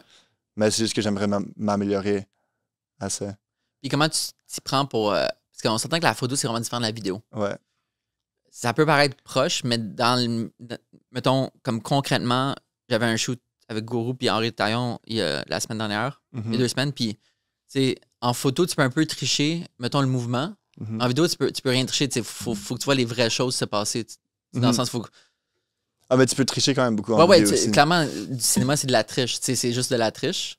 Mais il y a quand même un niveau que, comme, que tu as vraiment besoin de filmer les moments. Tandis que moi, exemple concret. Quelque chose se passe. Moi, je peux prendre une photo, un 250e de seconde. Je range ma caméra, je vais documenter le moment. Toi, tu dois comme capturer plus en profondeur, en longueur le moment. Parce que tu enregistrais l'audio de la conversation et tout. Fait que je dirais que c'est plus intrusif. C'est plus intrusif, for sure. Comment tu fais justement pour pallier cette intrusivité puis rendre les gens à l'aise? C'est sûr que c'est toujours intrusif. Tu mets la caméra dans la face de quelqu'un, c'est sûr que ça change le moment. Ce que j'ai commencé à faire beaucoup il y a quelques années, c'est que je mettais la caméra sur un trépied et je la laissais plus loin. Et j'oubliais qu'elle était là. Des fois, j'oubliais complètement qu'elle était là. Puis ça roulait pendant 10-20 minutes. Genre les shots dans le lit, par exemple, j'avais oublié que la caméra filmait. Fait qu'il y a des moments qui sont assez authentiques et que les gens oublient que la caméra soit là. Comparé à si j'avais la caméra dans ma main, je pense que ce serait un peu plus genre dis-moi quelque chose d'intéressant ou un truc comme ça. Ouais. Puis côté son, comment tu fais pour gérer le son dans ce cas-là? Souvent, j'avais mon iPhone. Ah. Puis je filmais parce que c'était plus proche de la source audio. Sinon, j'utilisais l'audio sur la caméra. Genre. C'est fou comment on a tous les outils. On a tous les outils. On a tous les outils qu'on a pour faire des bons films. J'aimerais ça faire des films dans le futur avec comme un iPhone ou un truc comme ça. C'est sûr que ce serait incroyable. Ouais, thanks. C'est beaucoup moins intimidant pour les gens aussi. Aussi. C'est pour ça que j'aime pas utiliser des grosses caméras. Ouais. Parce que t'as pas besoin d'une grosse caméra, je trouve. Puis c'est juste intimidant. C'est quoi ton setup sur le terrain? J'ai une FX3. Mais mettons comme en termes de sac. Ah, j'ai comme un tote bag. Un trépied. Qui a pas l'air d'un tote bag de photo. Ça a pas l'air d'un tote bag de photo. C'est le truc. Parce que j'ai pas envie que les gens soient comme lui, c'est un filmmaker, genre. Canon! Puis surtout dans des endroits comme à Rio, c'est pas super dangereux, mais c'est pas l'endroit le plus safe non plus à filmer, tu sais. Fait que je voulais pas être trop comme. Ouais, je voulais être low-key. J'ai juste ma petite caméra, puis mon petit sac, puis je sors ça discrètement, puis. Est-ce que tu as déjà rencontré une culture, je parle d'une culture comme démographique, qui sont beaucoup plus réticents à se faire filmer? Les cultures des pays arabes sont un peu plus réticents, je pense. Comme au Maroc, peut-être. Mais le Maroc, l'affaire, c'est que c'est un peu comme les Parisiens. Tu sais, on dit que les Parisiens sont bêtes, mais c'est parce que à force d'avoir tellement de visiteurs, tu développes comme tu te tannes, j'ai l'impression que c'est 100%. Ma théorie, tu tannes de te faire photographier, filmer. Parce que les gens aussi, c'est un peu comme un cirque, tu sais, d'aller visiter versus si tu allais dans un pays qui a moins de tourisme, mettons la Jordanie, en fait n'importe quel autre pays arabe, autre que le Maroc. Mais c'est vrai que dans les pays, justement, que ils s'attendent à quelque chose parce que ils se font tellement filmer tout le temps. Ouais, c'est ce que je comprends à 100%. Ouais. Même Cam Vachon qui avait été au Maroc. Allô Cam, qui sûrement écoute, parce que c'est son idole, mais elle disait que c'était difficile. Ah ouais? En fait, toute personne que je connais qui a été au Maroc pour faire de la photo, de la vidéo, elle dit que c'était difficile. Ouais. Puis même côté tourisme. Comme, tu sais, enlève photo, vidéo. Juste que... C'est pour ça que Ouais, moi aussi, j'ai trouvé ça difficile de voyager au Maroc. je suggère tout le temps aux gens de ne pas y aller. Parce que c'est un peu comme aller en Thaïlande. Je trouve ils se sont tellement bien marchandisés. Ils ont tellement fait de la bonne pub. Ouais, C'est un pays qui est accessible, facile, sécuritaire. ouais. Maroc, tout comme Thaïlande. Ouais. Mais si tu vois juste le pays à côté, tu vas avoir, tu sais, la culture du Maghreb, tu vas avoir la culture du sud-est asiatique. Mais tu sais, va aux Philippines, au lieu. Tu sais, tu vas avoir des aussi belles plages, moins bondées. C'est juste aller en Algérie, en Tunisie à côté. Tu sais, c'est comme... C'est pas la même culture. La Mauritanie. La Mauritanie, C'est exact, juste un en bon dessous. exemple. Ouais, c'est un super pays. Fait que c'est juste de... Ouais. C'est comme, je comprends ceux qui ont moins voyagé, qui vont par réflexe au Maroc, qui vont en Thaïlande. Tu sais, j'ai été en Thaïlande, mais justement, juste de demander à des voyageurs expérimentés, qu'est-ce que tu recommandes à Mais ça dépend vraiment dans quelle région de chaque pays que tu vas aussi. Il y a des parties du Maroc que, for sure, tu pourrais trouver un peu C'est vrai. ton bonheur, je pense. Moi, j'ai trouvé difficile en Chine. Ah ouais? Je suis jamais allé en Chine. La Chine, prendre des photos, ils sont justement dans un autre univers que nous. J'imagine, tu sais, comme nous, on parle tout le temps en négatif des Chinois puis des Russes. C'est comme la guerre froide, on dirait que ça a créé cette idéologie de comme eux et nous. J'imagine qu'ils se sentent un peu la même manière, avec raison. Fait que juste demander la permission pour prendre des photos, c'est difficile. Puis tu sens que les gens sont comme non. Puis tu sens que même le pouvoir d'un sourire, il n'est même pas applicable là-bas dans le sens où même si tu arrives avec un gros sourire, ils n'ont pas la même relation au sourire. Que nous, tu sais. Le sourire, je veux pas, oui, comme on sourit quand on est heureux, mais c'est un peu une construction sociale. Comme je me souviens, quelqu'un avait parlé de ça. Je pense que c'est peut-être Cam dans le podcast, qu'avant, mettons, les photos officielles, mettons, 19e siècle, il n'y avait pas de sourire. Puis à un moment donné, il y a un déclic, je pense que c'est Kodak qui a dit commencer à sourire à la vie. Je savais pas. Fait que, tu sais, les gens ne sourissent pas depuis. Les gens sourissent, oui. Oui, non, c'est vrai que les vieilles photos de portrait, tout le monde est très sérieux. Exact. Là, il y a comme un changement de paradigme. Et dans la culture de la photo et de la vidéo, que là, les gens commencent à sourire, tu sais. OK. Et maintenant, tout le monde sourit. C'est ça. Ben, pas tout le monde. Mais... les gens essayent. C'est ça. Fait que, ouais, c'est juste ça, c'est hallucinant. Mais ouais, cette vidéo à creuser est tellement émouvante parce que tu l'expliques tellement bien en douceur, puis tu humanises. Je trouve que le journalisme a l'incroyable pouvoir d'être un vecteur d'empathie, de vraiment permettre, que ce soit un vraiment bon article écrit. J'ai déjà lu des articles de Jasmine Legendre sur Urbania pendant la pandémie, est allée préposer aux bénéficiaires dans un CHSLD pendant la pandémie pour faire ce rôle-là comme du journalisme d'immersion. Puis juste le fait de l'avoir vécu, puis après qu'elle partage en mots, t'es comme, wow, j'ai tellement un plus grand respect à cause de cet article-là pour les préposés bénéficiaires. Ouais, je pense que c'est notre rôle en tant que photographe et vidéaste de créer de l'empathie pour des gens que les gens, dans leur quotidien, ils connaîtraient pas. Does that make sense? Ouais. Genre, comme c'est pas tout le monde qui va aller parler à certaines démographies. Exact. Fait que c'est ton rôle un peu d'humaniser ces gens-là. Je trouve que de faire des belles photos, des belles vidéos, justement, les gens sont plus réceptifs. C'est ça, c'est important. Les gens aiment les choses belles. Exact, c'est ça. Fait que si tu peux faire un truc beau et humaniser quelqu'un, c'est comme un... Moi, je dis comme souvent contenu-contenant. Le contenant, c'est un beau contenant. Le contenu dedans, il est important. C'est-à-dire que tu humanises. Fait que je trouve justement la puissance de la photo et de la vidéo. Est-ce que tu t'es rendu compte au fil des années des thématiques récurrentes que tu aimais? Ouais, c'est une bonne question. Ben de plus en plus, je m'attache beaucoup à l'Afrique de l'Ouest. Alors, c'est sûr, comme là, quand j'habitais à Londres, j'ai fait un clip pour un musicien du Ghana. On dirait que je m'approche plus de cette culture, ben des cultures de l'Afrique de l'Ouest. Fait qu'on peut dire... Et pourquoi? Qu'est-ce qui t'intéresse dans ces cultures-là? Ouais, c'est une bonne question aussi. Je pense que c'est juste tellement vibrant, tout le monde est tellement relax. Il n'y a pas de jugement. Je sais pas, je me sens bien là-bas, genre. Ouais. Puis je sens que t'as frappé une niche que... La musique aussi. Il y a peu de vidéos et de photos qui sortent de là, tu sais. Ouais, je sais pas pourquoi, parce que tout est nouveau. Il y a tellement de talent là-bas, il y a tellement de... Ouais. Ouais, on dirait que de plus en plus, les gens commencent à réaliser. Mais c'est vrai que c'est pas une destination que genre tout le monde veut. Intuitivement. Ouais, intuitivement, ouais. Est-ce que tu étais avec Renaud Jacob? Oui. Quand les vidéos de surf?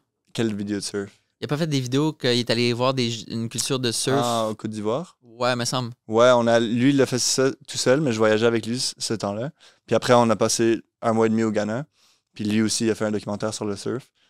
Puis j'étais avec lui en train de l'aider, genre... Mais ça, c'est malade, tu sais, parce que c'est comme, évidemment, il y a du surf là-bas, mais c'est juste qu'on n'en entend jamais parler. Ouais, c'est nouveau aussi. On a les stéréotypes, tu sais, de surf d'Australie, puis du Portugal, puis de tout ça, puis Ouais. de la Californie, mais justement, tu sais, de montrer des cultures de surf différentes, Ouais, avec leur approche, puis tout. ouais, C'était tellement rafraîchissant comme sujet. ouais, Puis, ouais, c'était incroyable. ouais. Puis Renaud, c'est un super filmmaker Ouais, aussi. de surf. Fait que Ça l'aide. c'est win-win. Un autre projet que tu as fait, c'est que tu as acheté un vieux scooter. Ouais. Quelle année, le scooter? 2004. Ah ouais, ok, Mais c'était on pas plus vieux dirait, que ça. c'était le même modèle des années 80. Fait que c'est c'est ça, pour ok. ça que ça a l'air plus... OK. Puis tu as décidé de traverser le scooter, le Canada en scooter, Ouais. c'est-à-dire profiter de la lenteur au lieu d'y aller en char. Mhm. Puis, corrige-moi si je me trompe, mais je pense que tu avais fait ça pour faire face à la solitude. Ouais. Fait que parle-nous un peu plus de ça. C'était quand ta réalisation de je veux faire ce projet pour explorer la solitude, puis comment ça s'est passé? J'avais jamais voyagé solo. Puis j'avais 23. C'était juste pendant le COVID. Puis je m'étais dit, je sentais que j'étais trop confortable. Je voulais partir. Ça, c'était le début de mes 3 dernières années de voyage. Je voulais juste apprendre à être confortable avec moi-même, on peut dire. Puis je voulais apprendre à connaître mon pays aussi. Puis j'avais ce scooter depuis 1 an, puis je trouvais que c'est le plus cool scooter que j'avais jamais vu dans ma vie. Il est très beau, il est très esthétique. Ouais, il est très esthétique. Fait que là, j'étais comme, je vais traverser le Canada en scooter, puis je vais camper. Et c'était vraiment, ouais, je sais pas, j'avais cette envie de partir de Montréal. J'ai passé toute ma vie à Montréal, je pense que je voulais juste un changement. Puis le scooter, c'était le véhicule parfait pour faire ça. Ouais. Comment ça s'est passé, ton exploration de la solitude? T'as-tu des C'était... réalisations? Je pense que j'ai réalisé que j'aimais être avec moi-même. Parce qu'avant, je savais pas si j'aimais être avec moi-même. Je faisais pas grand-chose, moi, genre seul. Fait que c'est le premier moment où j'étais comme, c'est le fun de genre juste chiller. Genre, je conduisais pendant des heures, je voyais personne presque. Dans les champs, dans les montagnes, genre. Puis juste beaucoup de temps pour penser. Aussi, quel type de film que je veux faire, quel type de personne que je veux devenir. Ouais. T'avais trouvé des réponses à la Puis fin. je sais pas si j'ai trouvé des réponses, mais sûrement. Mais même juste le segment, me semble, t'as été faire du couchsurfing chez une personne. Oui, ça c'était cool. Puis juste tout ce segment-là de filmer. Mhm. Comment ça se passe justement, tu sais, parce que je pense que c'était une nuit, ça se peut-tu? Ouais, juste une nuit. Ouais, Fait qu'on sent que c'est une nuit, c'est court. c'est court. Ça, c'est en Ontario, si je me trompe Ouais. pas. Comment, justement, tu sais, parce que t'as quand même filmé cette épopée-là, même si c'était court, c'était une nuit. Mhm. C'était quoi l'approche par rapport à ça? Est-ce que, comme quand t'arrives, tu dis à la personne, est-ce que ça dérange si je filme dès le début? Ou... Non, j'aime créer un contact avec la personne avant. Ouais. Puis si je sens que la personne serait à l'aise, je demande. Mais j'aime pas trop être intrusif. Des fois, je pense que je pourrais être un peu plus intrusif même. Mais je lui ai demandé est-ce que c'est chill si je filme un peu. Fait que j'ai filmé un peu le soir, on regardait un film ensemble, j'ai filmé un peu le soir. Puis après, le matin d'après, je pense que plus on se rapprochait, parce qu'on a beaucoup parlé ensemble. Fait que j'étais comme, est-ce que ça dérange si je filme un peu plus? J'ai pas énormément filmé, mais... Est-ce que tu as d'autres trucs pour être pas intrusif, mis à part faire le premier contact loin de la caméra, mettre la caméra loin? Ouais. Parce que justement, c'est cette intimité-là que je trouve qui est ta force, tu sais. Mettons pour ceux qui font la vidéo, qui nous écoutent, est-ce que tu as d'autres trucs comme ça? Mais il y a des moments où tu dois être intrusif, je pense. Fait qu'il faut le embrace un peu. Mhm. Je pense qu'il faut juste être assez comme aware de savoir quand quelqu'un est confortable et quand quelqu'un est pas confortable. Et tu peux le ressentir souvent juste en regardant le body language de la personne. Ouais. Fait que ouais, je te dirais, je fais un mélange de tout. Des fois, je fais des shots qui sont staged aussi, mais je fais comme si c'était un documentaire. Mhm. Parce que ça aide à l'histoire. Fait que je suis comme, est-ce que tu ferais marcher comme ça? Genre dans ma vidéo d'Afrique, j'avais rejoint mon ami Christian quand il revenait. Ça faisait 5 ans qu'il était à Montréal, puis il revenait pour la première fois dans son pays d'origine, en Côte d'Ivoire. Mhm. Puis j'avais pas filmé le moment où il rentrait vraiment.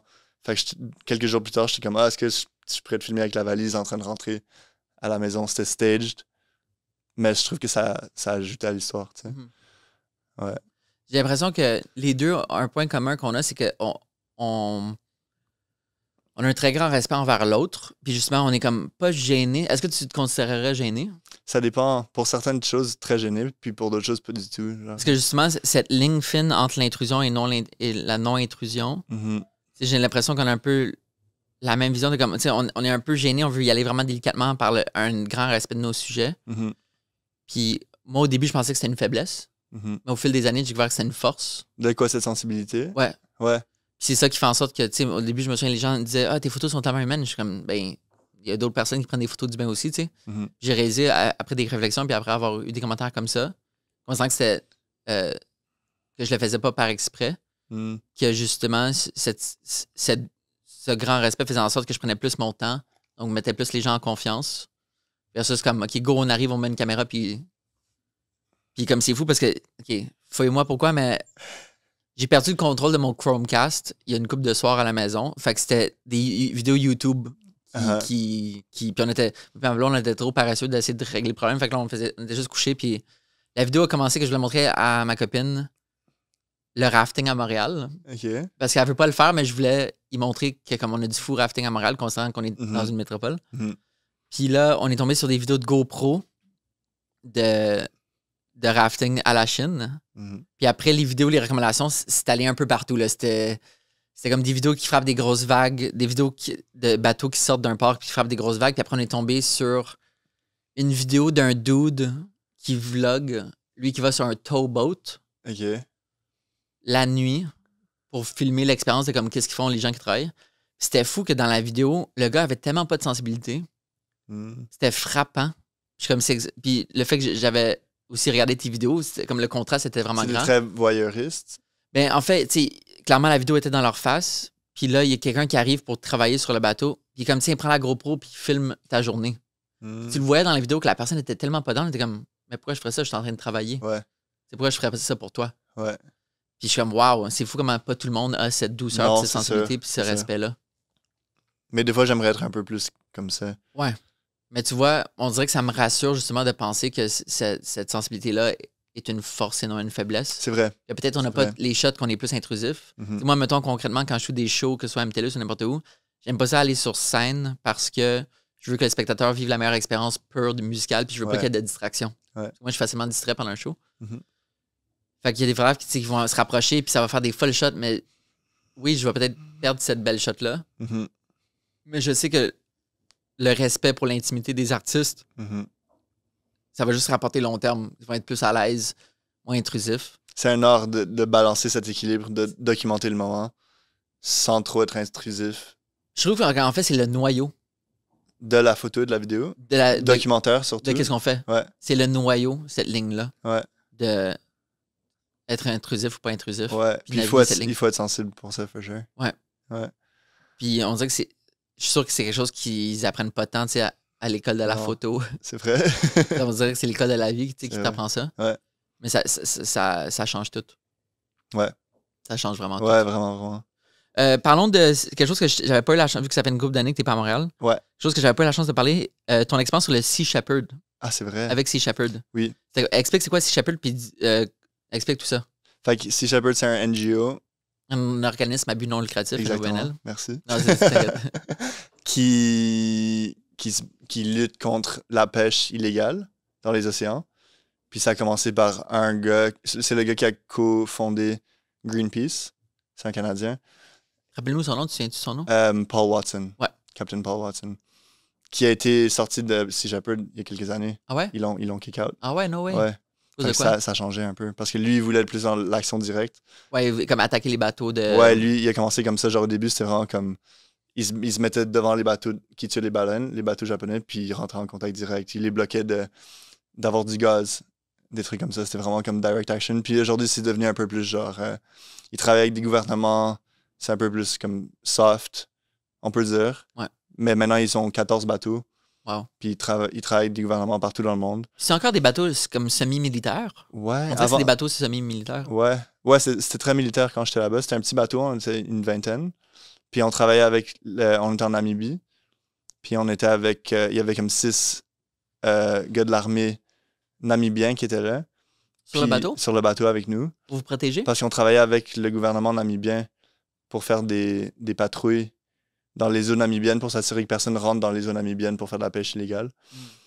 Fait que les premiers 4-5 jours, tous les jours, on faisait des trainings assez militaires de genre, on droppait un petit bateau de notre bateau, puis après, il fallait descendre une échelle, genre vraiment comme dans les films un peu de guerre, là. Ouais. Tu sais, comme tu descendais dans le petit bateau, puis après, on partait, puis moi, j'avais ma caméra. C'est fou, ça. Puis je documentais ça. Fait que on a passé 2 mois là-bas en tout. 2 mois sur le bateau? 2 mois sur le bateau. C'est fou, ça. Dont 3 semaines en mer non-stop, genre. Hein. C'était fou. Wow. Qu'est-ce que tu retiens de cette expérience-là? Je pense qu'il y avait un côté assez surréel d'être comme 20 personnes sur un tout petit bateau pendant 3 semaines où genre t'es vraiment dans ta bulle. Et genre quand tu checkes à l'extérieur, c'est que de l'océan à chaque fois. Fait qu'il y avait comme quelque chose d'assez intime qui s'est créé dans l'équipe, on peut dire. Surtout avec des valeurs communes, tu sais, d'être avec des valeurs sur ce communes. bateau-là d'activisme. C'est ça, tout le monde était très activiste, tout le monde était très genre... le bateau était genre 100% vegan, c'était hyper genre... des gens qui ont dédié leur vie au complet à la lutte pour l'environnement. Fait que j'ai rencontré beaucoup de belles personnes. Puis c'est ça, mais on n'a pas fait tant d'actions directes. On a seulement fait 2 boardings à la fin des 3 semaines où on est allé sur d'autres bateaux pour faire des inspections. Fait que c'était pas un peu comme dans les films de Sea Shepherd, ce que tu vois dans les films de Sea Shepherd. Mais juste vivre sur un bateau, c'est tellement cool. Puis visuellement, cool. C'est comme il y a tellement d'angles que tu vu que c'était un nouvel environnement. Et c'est un petit bateau, fait qu'après quelques semaines, tu sais exactement toutes les pièces dans le bateau. Ouais. Comment le filmer. T'avais-tu un mandat spécifique? J'étais le gars officiel qui faisait toutes les photos et vidéos. Fait que la moitié de mon mandat, c'était de documenter la vie sur le bateau. Et l'autre moitié, c'était quand on faisait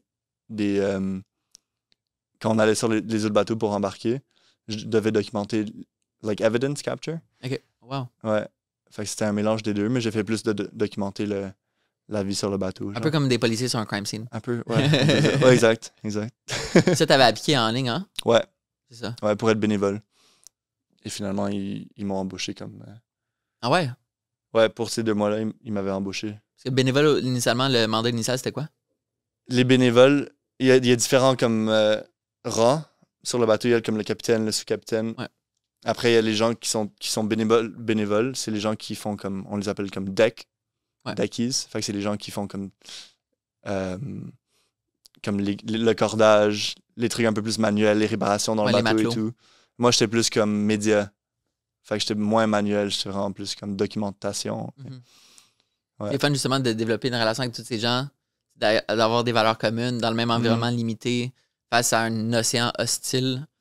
Puis justement, la vulnérabilité, comme si imagine ils étaient prêts à s'ouvrir pour que tu documentes le tout. Ouais, 100%. 100%. C'était tellement fun des expériences comme ça. C'était fou. Puis il y avait des baleines qui venaient juste à côté du bateau. C'est vrai, il y avait des genre folles shots. Juste à côté du bateau. C'est pas comme des marsouins ou des dauphins aussi, des shots de... Il y avait un moment, il y avait littéralement comme 400 dauphins, 400 genre tous ensemble, qui suivaient le bateau au coucher de soleil et ils sautaient tous comme genre c'était... Mais cette shot-là, ça avait aucun sens. Comme, c'est-tu du CGI? C'était comme un rêve. Genre tu regardais ça, tu étais comme what the hell? Like, wow. C'était fou. Puis il y avait d'autres moments où tu te levais le matin, puis il y avait comme 3-4 dauphins qui suivaient l'avant du bateau.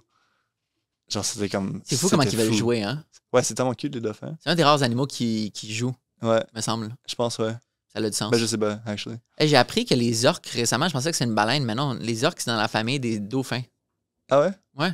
Les orques, c'est ceux qui sont noirs et blancs, là? Ouais, les killer whales. Les pandas. Mais tu vois, justement, il faudrait changer de nom, là. C'est pas un killer whale, c'est un killer dolphin. Ouais. C'est un dolphin, ok. Ouais, c'est ça. C'est la même famille. Moi non plus, je savais pas. Il y en a au Québec, non? Sont vraiment rares. Ok. Ils sont vraiment, vraiment rares. Ok. Je sais pas, ça fait combien de temps même qu'il y en a un qui a été spoté. Okay. Mais c'est vraiment plus dans l'océan, moins dans le Saint-Laurent, mettons. Fait que proche des îles de la Madeleine, j'imagine. T'as aussi habité au Portugal une couple de mois par après. Ouais. Ça, c'était comme... J'ai l'impression que je peux décrire ça comme une résidence créative seule. Ben, pas seule, mais avec Renaud. Mais c'était quoi l'idée d'aller vivre au Portugal? Puis c'était quoi ton objectif côté filmmaking? Je pense que je recherchais un peu plus de stabilité parce que ça faisait 1 an et demi que je voyageais. Puis je voulais être à un endroit pour me poser puis faire mes vidéos. J'avais appris le portugais au Brésil. Ah ouais, c'est vrai. Puis je voulais être en Europe, fait que j'étais comme, le Portugal, c'est le pays parfait parce que je peux continuer à pratiquer le portugais. Et pas cher non plus. Et pas trop cher aussi. La météo est bonne, t'es près de l'océan. Fait que moi et Renaud, on s'est loué une petite maison, genre sur une falaise, pendant l'hiver, au Portugal. Puis on a embarqué dans un challenge où on essaie de faire une vidéo toutes les semaines. Ça, c'est tough pour toi qui pose très peu. C'est ça. Mais c'était une des meilleures choses que j'ai faites. Je me suis burn out au complet, là. Mais comme dans ce mois-là, j'ai fait la vidéo de José, puis j'ai fait comme une autre vidéo que j'aime beaucoup, qui s'appelle What Makes a Good Home. Ah oui, ça c'était super bon, avec la peinture. Ouais, exact. Ouais. Ah non, ça c'était José. Ah, excuse. Mais j'avais fait une animation avec des gants en papier. Ah oui. Et des planètes, ouais, genre. c'est fou ça. C'est fou justement de voir l'évolution de ton style aussi. Mm. Des différentes techniques, procédés, motion design, puis là, genre, comment t'appelles ça, du stop motion? Ouais. Ça fait que du stop motion-esque que t'expliques. C'était un fake stop motion. Mais... Comment ça? Genre, j'avais pris les photos de tous les papiers en vrai. J'avais vraiment découpé ça. Ouais. Mais je les ai animés dans mon programme après. Si ça marche. Mais on dirait du stop motion. Ouais. Ouais. Mais ça m'a donné une émotion, fait que c'est ça l'important. C'est C'est quoi une bonne vidéo selon toi? Quelque chose qui te fait sentir quelque chose. Quelque chose qui te fait remettre en question tes idées sur quelque chose que tu avais déjà, ou je sais pas, disons, quelque chose qui va te faire penser à ta famille, quelque chose qui va élever en toi un aspect personnel dans ta vie, peut-être. C'est intéressant ça, l'idée de... Évoquer quelque chose à l'intérieur du visionneur, genre, on peut dire. C'est intéressant l'idée de nouvelle idée, que ça t'amène une nouvelle perspective, mais c'est vrai. Qui inspire. Ouais. Bonne réponse. Puis, je voulais dire... Après, il y a une shot, ça fait vraiment longtemps, là, je veux pas en parler longtemps, mais t'avais fait une shot il y a vraiment longtemps que t'avais mis une tente sur un gratte-ciel à Montréal. Oui. Ça, c'était dans l'époque FM2 Mag. Ouais. C'était comment ça? C'était quoi? Puis c'était comment? Ben, j'ai commencé la photo comme toi dans la communauté Instagram de Montréal, back in the days. Puis on faisait beaucoup de rooftop, genre presque que des rooftops. Fait que j'étais vraiment à l'aise à connaître tous les meilleurs rooftops à Montréal pour les photos. Puis j'étais toujours comme, ça serait une scène de mettre une tente un jour, puis de camper sur un rooftop, puis de filmer le lever du soleil. Fait que j'ai fait ça un matin avant de partir dans mon trip en Afrique. Puis ouais. C'était surréel cette photo. Il y avait pas de purpose à la vidéo, je trouvais ça juste cool. Mais c'était fou, là, une tente jaune ouais, sur le top d'un gratte-ciel de Montréal au lever du soleil. Ouais. C'est comme, on dirait que c'est un stunt publicitaire de genre North Face. Ouais, un peu. Moi, mettons, pendant longtemps, je n'étais pas inspiré au Québec. C'est pour ça que je faisais des grosses aventures à l'extérieur. Moi aussi. Puis là, j'ai eu le déclic avec la pandémie. Ça m'a forcé à voir la beauté ici. Puis là, je suis comme en amour avec les territoires québécois puis les gens. Est-ce que tu sens... Parce que là, de qu'est-ce qu'on a parlé avant l'enregistrement, que là, tu redéménages ici. Ça fait longtemps. Ça fait 3 ans. Est-ce que tu sens que tu es en train de vivre ce switch, que ton inspiration... Est-ce que tu trouvais de la misère à être inspiré au Québec, puis est-ce que tu sens un switch? Ouais, on dirait que j'ai toujours struggle avec la fierté d'être québécois, on peut dire. Parce que mon père est anglophone, ma mère est française de France. Ouais. J'ai grandi dans le West Island, mais j'ai grandi au Québec quand même. Puis on dirait que ces 3 années à l'extérieur, j'ai réalisé que j'étais fier d'être québécois quand même. Genre les gens me demandaient d'où je venais, et j'étais comme, du Canada, mais la partie française du Canada, genre je spécifiais à chaque fois. C'est important de le spécifier. C'est important, ouais. J'étais comme, je me sens quand même fier d'être québécois. Tu sais. Les gens savent. Comme les gens savent le Québec, règle générale. Ouais, en général, ouais. En général. Fait qu'on dirait que là, ça fait 3 ans que j'étais à l'extérieur. On dirait que j'aimerais bien revenir au Québec. Puis m'ancrer un peu plus, apprendre plus sur ma culture québécoise. Et la culture québécoise francophone et la culture indigène du Québec et du Canada. Est-ce que tu dirais que tu n'étais pas inspiré visuellement avant, mettons, de shooter ici? Ben Montréal, ça a quand même été une grande inspiration pour moi parce que j'ai commencé la photo, je faisais que de l'urbain, fait des bâtiments abandonnés, des rooftops et tout. Mais c'est sûr que j'avais toujours cette idée de comment vouloir aller à l'étranger pour faire du documentaire. On dirait que là, aujourd'hui, je reviens après 3 ans, je vois Montréal d'un angle différent, puis il y a plus de choses que je remarque qui m'inspirent. Fait que ouais, c'est quoi la question encore? Juste si tu avais une nouvelle inspiration pour... ouais, fait que là, on dirait que je me sens plus inspiré.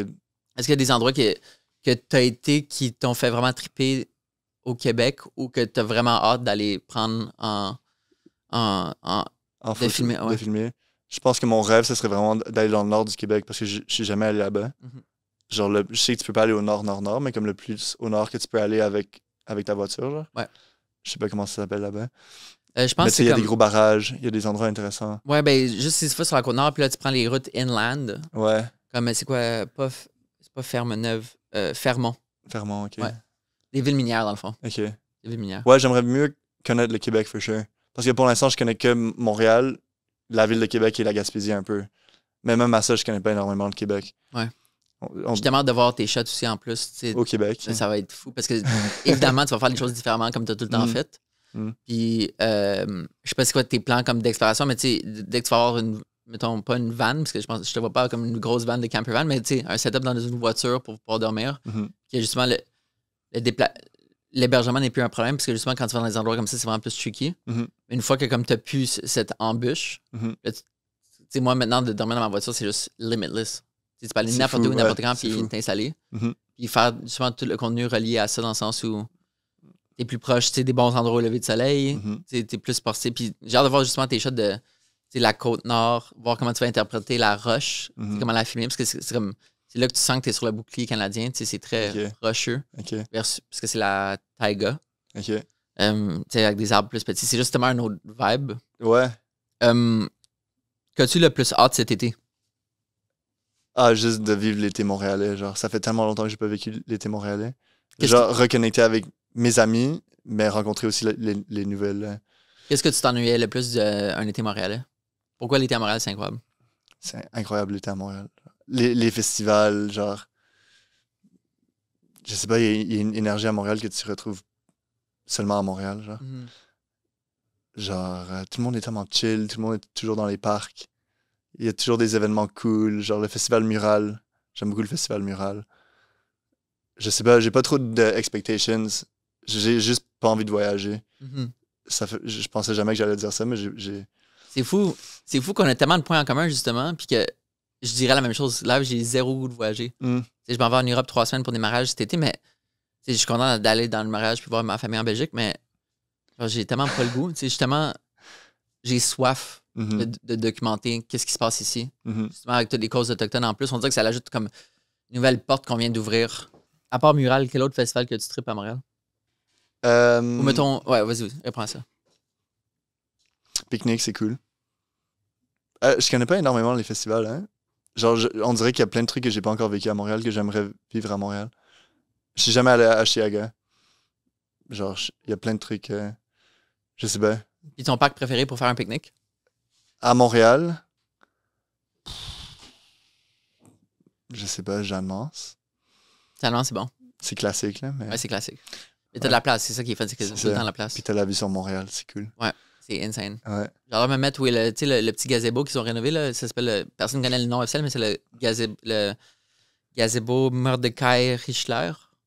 C'est proche des Tam-Tam, t'as comme un gazebo. Oui, je sais exactement. Ouais. Il était fermé pendant une couple d'années, puis là, ils l'ont comme rénové. Ouais. Puis là, cette vue-là, là, avec comme la tour Transat, puis cette vue-là, c'est tellement nice. Oui, c'est incroyable. C'est tellement nice. Incroyable. Juste les Tam-Tam, c'est les dimanches. Ouais, ça aussi, je suis allé seulement une fois, je pense, dans ma vie. Genre, on dirait qu'il y a plein de choses que j'ai pas encore vécues. Il me semble que tu bikes aussi beaucoup. Ouais. Puis je suis sûr que si moi, je vois d'année en année les changements, c'est juste des pins, justement, qui est rendu un rêve. Tu sais, Saint-Denis qui est rendu un rêve qui était pas un rêve quand t'es parti. Tu vas voir la culture cyclable qui a tellement évolué en tellement peu d'années. C'est incroyable de faire du vélo à Montréal. Même en conduisant ce matin, j'habitais sur des pins avant. Des pins avant, c'était très voiture, c'était très large pour rien. Puis là, le rêve, il est fini avec la piste cyclable. Puis ce matin, j'étais tellement surpris par le nombre de vélos. Cool. C'est le fait qu'il y avait... Oui, il y avait des vélos qui passaient, mais on dirait que là, c'est comme les gens sont tellement incités. Puis ce matin, ça a encore prouvé encore une fois mon point de... Si tu mets une infrastructure que les gens se sentent en sécurité, qui est rapide, qui est smooth, avec pas trop de nid de poule, boum, les gens vont le prendre, tu sais. Les gens vont naturellement graviter vers ça. C'est Valérie Plante. Hein? Ouais, qui a tout changé. C'est ça, ouais. C'est même, ouais. J'ai hâte que justement que tu explores en vélo. Oui, moi aussi. Tu vas voir je suis pas encore allé au plateau depuis que je suis rentré, genre. Oui, c'est ça. Ouais. Qu'est-ce que tu as hâte aussi de découvrir à Montréal que tu n'avais pas fait? De découvrir? Ouais. J'ai envie de rencontrer tous les nouveaux artistes, genre la scène créative. Il y a tellement une cool scène créative à Montréal. Puis on dirait que ça fait un peu longtemps que je suis un peu à l'extérieur de ça. Surtout ça, genre. Puis tous les événements qui vont en lien avec ça. Ouais. Mais ouais, j'ai pas trop... J'ai envie de prendre le REM. Pour elle, le REM, J'ai jamais pris le REM, fait que j'étais comme, ah, ça serait cool. mais je te dis, le REM, c'est vraiment impressionnant. Comme, je recommanderais aux touristes de prendre le REM juste pour... Parce qu'il n'y a pas de chauffeur, hein? Il n'y a pas de chauffeur exact, fait que tu as accès directement devant. Mhm. Puis souvent, il y avait des enfants qui vont aller devant parce qu'ils sont dans de voir cette vue-là. Cool. Mais juste de tu sais, partir de la gare centrale, Mhm. puis d'aller jusqu'au bout, puis revenir, même pas débarquer. C'est juste faire la run de Juste 16 pour la minutes, 16 ride. minutes. Ouais. Puis c'est tellement nice parce que ça te montre des nouvelles vues sur Montréal. Mhm. C'est grave, là, mais tu passes par-dessus le Costco, à côté du Farren Five Roses, Ok. puis là, Bassin-Peel. OK, Là, tu rentres, puis ça swerve aussi un peu comme un serpent. cool. Fait que c'est vraiment, vraiment cool. Puis passer dans le milieu du pont Champlain aussi, ça fait des folles shots. Cool. C'est vraiment une scène, mais je Cool. te le souhaite. Puis même, Ouais. j'ai des amis tu sais, qui n'ont pas vraiment d'intérêt à aller sur la rive sud pour l'instant. Mais je leur dis, yo, allez le faire, vous allez voir Montréal de manière différente, puis c'est Mhm. propre, c'est clean. Mhm. Puis ouais, vu qu'il n'y a pas de chauffeur, tu peux filmer dans la Ouais, c'est ça, vitre en avant. on dirait comme un manège. Là. Ouais, c'est comme un manège. Ouais. Pour comme 3 piastres. C'est ça. Où vas-tu pour te ressourcer au Québec? Ah. Genre, j'aimerais bien avoir plus de connaissances sur le Québec. J'ai grandi au West Island, fait qu'il y a des parties du West Island que je trouve calmes, genre. Mhm. Comme où? Le village de Pointe-Claire. Ouais, le village de Pointe-Claire, c'est incroyable. Le moulin, tu sais, il y a un moulin caché en arrière, genre. Où c'est en arrière? Il y a comme l'église, la paroisse Saint-Joachim. Ouais. Puis juste en arrière, il y a un petit moulin. Oui, oui, oui, Je oui. trouve ça tellement cute là-bas. C'est au Il est bord de tellement l'eau. calme au bord de l'eau, ouais. Ouais. Le village de Pointe-Claire, pour vrai, c'est vraiment underrated. C'est underrated for sure. C'est tellement mignon parce que c'est comme un petit village de campagne, Mhm, mais t'es sur l'île de Montréal. mhm, Semi-anglo, semi-franco, même si c'est dans le West Island. mhm. Puis là, des belles petites boutiques. Mhm. Le Bill Bucket pour la crème glacée, Le Bill Wild Bucket. Willie's. Ouais. Là, ils ont ouvert un nouveau... Le groupe de A5 de la part de ça a ouvert un nouveau resto aussi, que j'ai oublié c'est quoi le nom. Au village, ah ouais? Ouais, dans le village. Ah, cool. Ouais. Cool. Fait qu'il y a tellement de beaux petits spots tellement cute. Ouais, C'est très familial aussi. ouais. Une petite boutique. Sainte-Anne-de-Bellevue aussi. Saint-Anne-Bellevue aussi, c'est magnifique. Pointe aux Cascades. Ouais. Tu vois, c'est où? Ouais. Aussi, c'est très expat ressourçant, aussi. Ouais. Mais tout ce bar-là du West Island là, qui longe l'eau, Ouais. c'est tellement beau. François Legault vient de Ah Saint-Anne-de-Bellevue. ouais, je savais pas. Moi non plus. J'ai appris. Quand il rentre au pouvoir, je suis comme, oh, wow, voir que tu viens de Saint-Anne-de-Bellevue, tu sais. Fait qu'il est comme grandi dans le West Island. Je savais pas. C'est fou, ça. Je savais pas, ouais. Puis même Saint-Anne-de-Bellevue, tu sais, c'est tellement mignon, le C'est village. super cute, hein. Ouais, je pense que c'est l'endroit que je retourne le plus souvent dans le West Island, c'est au Cunningham pour leurs ailes de poulet. Ah ouais, Ils font des vraiment bonnes ailes de poulet. je savais pas. Halle Berry avait fait un post disant que c'était les meilleures ailes de poulet Ah parce qu'elle ouais. avait un chum québécois avant. Cool. Fait que, ouais. Puis même, il y allait en vélo. Tu peux y aller en vélo facilement, ouais. Il me semble, t'avais-tu fait le J'ai fait le tour de l'île aussi. C'était comment faire le tour de l'île, comme littéralement... C'est- Parce que, attends, je tiens à différencier. T'as le tour de l'île, le festival. Ah, ok, c'est un festival, je savais pas. Mais dans le sens, t'as un week-end qui est le tour de l'île à vélo de Montréal, mais je pense pas qu'ils font exactement, tu sais, tout l'extérieur. Je pense comme juste un gros tour. Ok. Mais toi, t'as fait le tour de l'île, c'est-à-dire que t'as longé la route externe, c'est-à-dire la route le plus à l'extérieur sur le bord de l'eau. Mhm. C'est comment ça, by the way? Ben, c'est cool parce qu'il y a des parties de Montréal que tu t'irais jamais sinon. Surtout la partie est de Montréal, je connais moins bien. Ouais. Fait que c'est juste vraiment cool de connaître mon île, tu sais. Montréal, c'est une île. Je savais même pas que c'était une île pendant longtemps, là. Mais Ça, comme, on ignore qu'on est on sur- ignore qu'on habite sur une île, ouais. Fait que c'est juste s'approprier sa ville, là. Il n'y a rien comme le cyclotourisme. Comme le rythme Mm. est tellement parfait. Mhm. Tu sais, à la marche, c'est un peu lent. Mhm. En auto, c'est trop vite. Mhm. Tu sais, tu vas rouler en voiture puis tu peux pas tout regarder. Tandis qu'en vélo, c'est le parfait rythme de C'est croisière. parfait. Justement, d'explorer. J'essaie le temps de me louer un vélo dans les autres pays. Tu sais, quand je suis Mhm. resté à Copenhague une semaine ou 10 jours, je m'étais loué un vélo pour tout le temps. Évidemment, c'est une ville vélo. Là. Ouais. Même tu sais, dans des villages en Inde, c'est juste faire un petit 20-30 km. Puis les gens sont vraiment plus réceptifs aussi. Tu sais, Mhm. t'as pas la structure barrière d'acier de- alentour de toi Ouais. qui empêche les gens de venir te parler. Ouais. Tu te souviens-tu, c'était combien de kilomètres ou ça t'a pris combien de temps à faire le tour Je de pense que c'était genre 6-7 heures. Puis c'est genre 150 km. Quand même. C'est quand même beaucoup, mais ça se fait. Ouais. Genre, tout le monde pourrait le faire, je pense. L'asphalte est cool? Ça dépend, ouais. Cool, mais... C'est cool. La plupart de l'île de Montréal, tu vois le bord de l'eau. C'est juste au West Island où il y a genre des maisons vraiment riches. Ouais. Puis ils ont le bord de l'eau. Ce que je trouve dommage. Ouais. Mais sinon, toute l'île, genre, t'es vraiment au bord de l'eau tout le long. C'est tellement fou. Ouais, C'est c'est tout le fou. boulevard Gouin. Ouais, exact. Et j'imagine que le boulevard Gouin finit complètement à l'est. La route est pas très belle, par contre. Mais- Ouais, est-ce que ouais, c'est ça, c'est... C'était quoi les plus beaux moments sur l'île, mettons, quand t'as fait ça, tu te souviens-tu?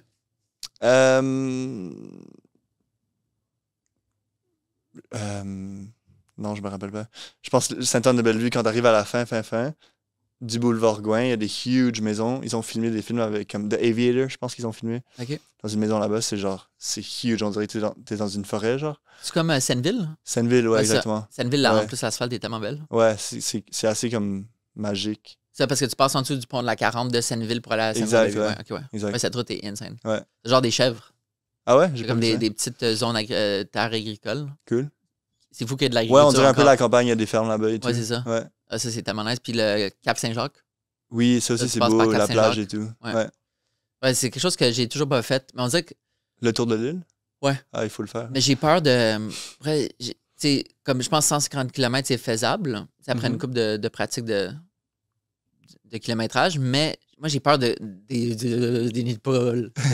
J'ai peur que ça me gosse. Parce que quand tu fais un 150 km, tu essaies que ça soit flat. Puis, pas nécessairement flat, mais juste smooth. Ouais. Fait qu'on dirait que ça. C'est pas si pire que ça. OK. Ouais. Tant mieux Je te le alors. recommande, là. Ouais.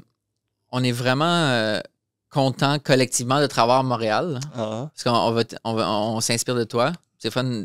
En fait, j'ai tellement hâte de voir comment tu vas capturer, qu'est-ce que tu vas capturer, les nouveaux sujets qui vont t'intéresser, les peuples autochtones, comme tu disais. Ça va être incroyable. Puis de pouvoir aussi, j'imagine, connecter avec d'autres vidéastes, Renaud, Jacob, etc., qui sont ici. Puis continue de faire ce que tu fais. Je suis tellement de voir la suite. C'était fun de les voir dans plein de pays. Mais justement, maintenant de voir À ici. la maison, hein. Puis là, que tu as un job ici, ça va être fun. Merci beaucoup, Juliane, d'être venue. C'était super. Merci. Je suis content que les gens. J'espère que les gens vont avoir appris. J'espère, ouais. J'espère. Puis que les gens aient toutes voir toutes tes vidéos Toutes YouTube. mes vidéos, ouais. Parce qu'il n'y en a pas tant que ça. Non, malheureusement, j'aimerais bien être un peu plus... Qualité par-dessus quantité. Ouais, mais j'aimerais bien être un peu moins perfectionniste. Puis... Mais c'est ça qui fait ton nom. Mais ça arrive, ouais. Merci. Cheers. Cheers. Merci, Steve.